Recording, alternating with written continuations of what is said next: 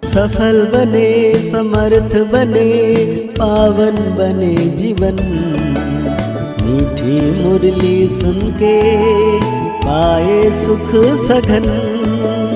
आज का चिंतन, आज का चिंतन। ओम शांति। Good morning.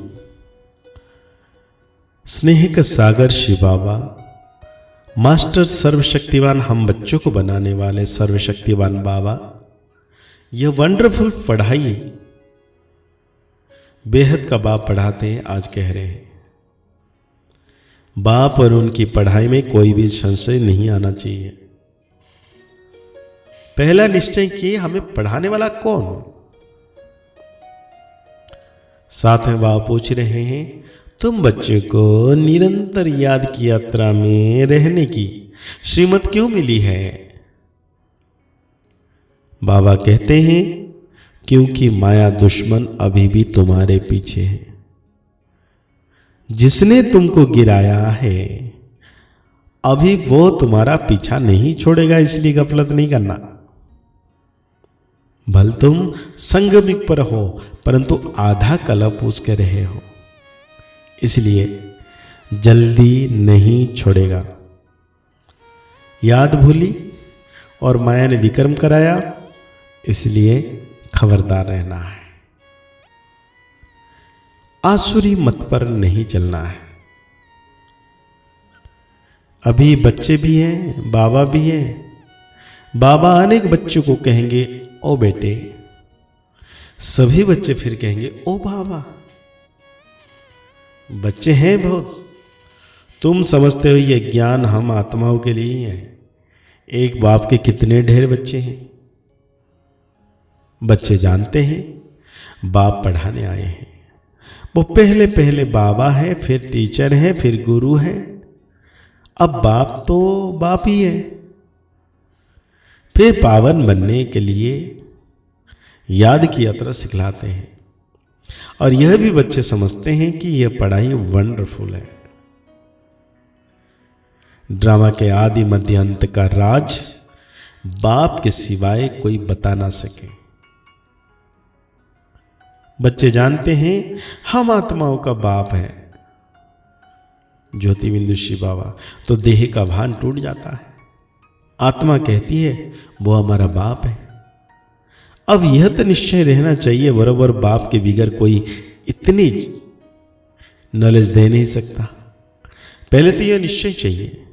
निश्चय भी आत्मा को बुद्धि में होता है। आत्मा को यह ज्ञान मिलता है हमारा यह बाबा है। यह बहुत पक्का निश्चय बच्चों में होना चाहिए। मुख से कहना कुछ भी नहीं। हम आत्मा एक शरीर छोड़ दूसरा लेती है। आत्मा में ही सब संस्कार है। अब तुम जानते हो बाबा आया हुआ है, हमको ऐसा पढ़ाते हैं, कर्म सिखलाते हैं जो हम इस दुनिया में अभी आएंगे नहीं। वो मनुष्य तो समझते हैं इस दुनिया में आना है, तुम ऐसे नहीं समझते हो। तुम यह अमर कथा सुन अमरपुरी में जाते हो। अमरपुरी अर्थात जहां सदा अमर है। सत्ययुग त्रेता है अमरपुरी। बच्चों को कितनी खुशी होनी चाहिए। यह पढ़ाई सिवाय बाप के और कोई पढ़ा ना सके। बाबा कहते हैं मैं पढ़ाने के लिए इनमें प्रवेश करता हूं। बराबर भगवान उवाच भी है तो जरूर उनको शरीर चाहिए। ना सिर्फ मुख परंतु सारा शरीर चाहिए। खुद कहते हैं मीठे मीठे रूहानी बच्चों, मैं कल्प कल्प पुरुषोत्तम संगम युगे साधारण तन में आता हूं। बहुत गरीब भी नहीं तो बहुत साहूकार भी नहीं, साधारण। यह तो तुम बच्चों को निश्चय होना चाहिए वो हमारा बाबा है और हम आत्मा है। हम आत्माओं का बाबा है। सारी दुनिया के जो भी मनुष्य मात्र की आत्मा है उनका सबका बाबा है, इसलिए उनको बेहद का बाबा कहा जाता है। अभी तुम बच्चे अनुभवी हो। अनेक मनुष्य हैं जिनको कुछ भी पता नहीं, कितने मेले लगते हैं, वहां जो जाते हैं वो बता सकते हैं कि सच सच क्या है। जैसे बाबा ने अमर कथा का भी मिसाल बताया था, वहां जाकर देखा सच सच क्या होता है। दूसरे तो जो औरों के द्वारा सुनाते हैं वो बतलाते हैं। कोई ने कहा बर्फ का लिंग होता है, कहेंगे सत्य। अभी तुम बच्चों को अनुभव मिला है, राइट क्या है, रंग क्या है। अब तक जो कुछ सुनते पढ़ते आए हो वो सब था अनराइटियस। गायन भी है, न झूठी काया न झूठी माया, ये है झूठ खंड, वो है सचखंड। सतयुग त्रेता द्वापर पास्ट हो गया, अब कलयुग चल रहा है। यह भी बहुत थोड़े जानते हैं। अभी तुम सामने बैठे हो, बाबा बात कर रहे हैं, पक्का निश्चय करते हो यह हम सभी आत्माओं का बाप है, हमको पढ़ा रहे हैं। ये कोई जिस्मन टीचर नहीं है, इस शरीर में पढ़ाने वाला वो निराकार शिव बाबा विराजमान है। वो निराकार होते भी ज्ञान का सागर है। मनुष्य तो कह देते हैं उनको कोई आकार नहीं, महिमा भी गाते हैं ज्ञान का सागर, सुख का सागर, परंतु समझते नहीं है। ड्रामा अनुसार बहुत दूर चले गए हैं, बाबा बहुत नजदीक ले आते हैं। यह तो 5000 वर्ष की बात है।